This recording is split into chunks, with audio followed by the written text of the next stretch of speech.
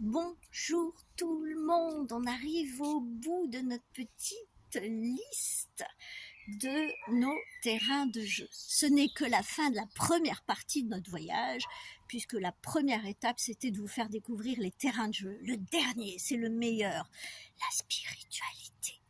Et la spiritualité, bon, tout le monde pense que c'est, oh, elle est croyante, elle pratique. Non, non, non.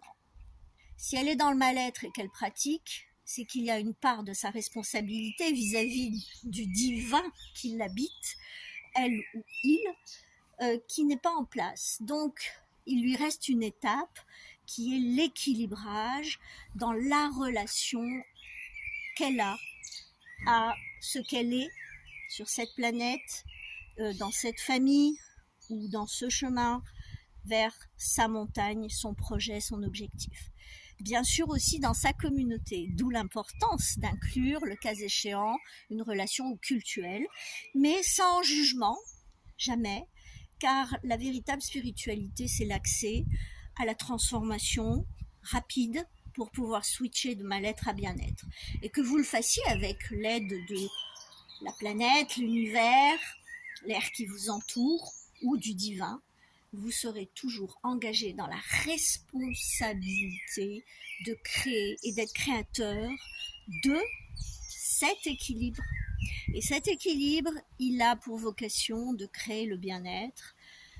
Il a vocation de vous mettre en état de présence optimale, donc d'écouter, d'entendre et de pouvoir ensuite répondre ou pas, selon que cela réponde à vos hautes valeurs ou basses valeurs. C'est-à-dire que si cela vous attire, vous allez jouer avec ça. Si cela vous répulse, vous allez passer votre chemin.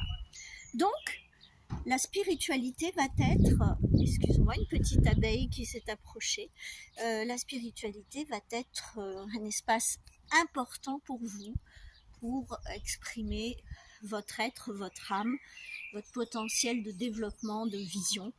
Et donc, c'est un ensemble, c'est une équation globale, une construction avec le corps, l'énergie et le champ électromagnétique vers quelque chose qui est serviable, plus ou moins pour vous et au-delà de vous avec les autres, pour le reste de votre environnement. Donc, observez quoi vous êtes, qui vous êtes, qu'est-ce qui vous inspire là-dedans, à combien vous êtes puissant dans l'équilibrage dans votre vie. Est-ce que vous transformez facilement la colère en finalement satisfaction, appréciation et gratitude, ou est-ce que vous restez bloqué des semaines et vous faites la gueule à tout le monde? Allez observer. Est-ce que vous êtes quelqu'un de facilement basculable dans le ressentiment, dans l'agressivité ou le ressentiment, et finalement vous êtes frustré?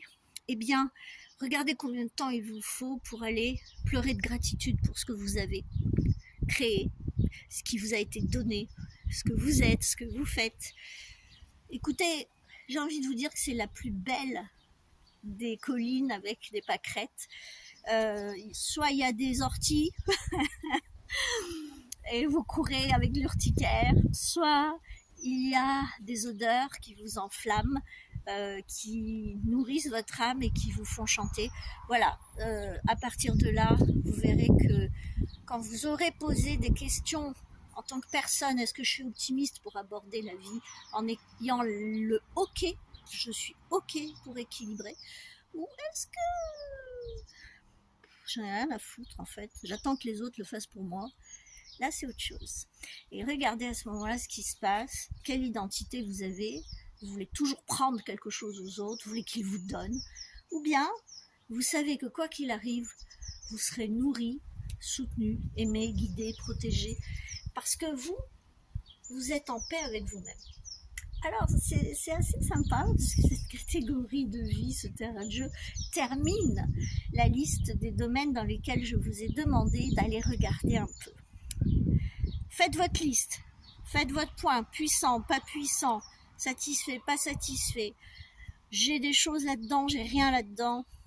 Je fais des choses pour ça, je fais rien pour ça. On me donne, je donne. Là, on me donne, mais je ne reçois rien. Je donne, mais je ne reçois rien. Ou alors, je ne fais que recevoir, je donne rien. Allez voir, faites le point. Vous allez voir, c'est intéressant. Et faites ça dans chaque domaine de vie. Je vous laisse bosser. N'oubliez pas, votre première œuvre, c'est vous. Quand vous serez prêt là, commencez à me mettre des messages. Moi, de toute façon, je vais arriver avec la suite du job. On va aller chercher dans chaque catégorie de vie pour vous aider à calculer de façon très spécifique quel est votre système de valeurs. C'est quoi le tabloïd de votre vie qui fait que vous attirez des personnes et vous les jugez, vous les aimez bonnes pour vous ou pas bonnes, adéquate ou pas adéquate, génial, vous savez même pas pourquoi vous trouvez génial, ou absolument pas du tout génial, vous savez même pas pourquoi. Allez voir pourquoi. Eh bien, il va vous falloir peut-être commencer par comprendre votre système de valeurs, votre hiérarchie de domaines de vie dans lequel vous engagez les yeux fermés, vous voyez pas le temps passer, vous êtes fiable, vous êtes en plein épanouissement ou pas. Et si on vient jouer avec vous sur ce qui ne l'est pas, ce qui est la dernière liste, le plus bas de la liste, forcément on vous enquiquine. Je vous rassure, la vie dépend toujours de ce que vous êtes en interne pour attirer à vous ce que vous reflétez à l'extérieur et créer une réalité. Donc votre première œuvre, c'est bien entendu vous. Et votre interne prime à 75%. À très bientôt.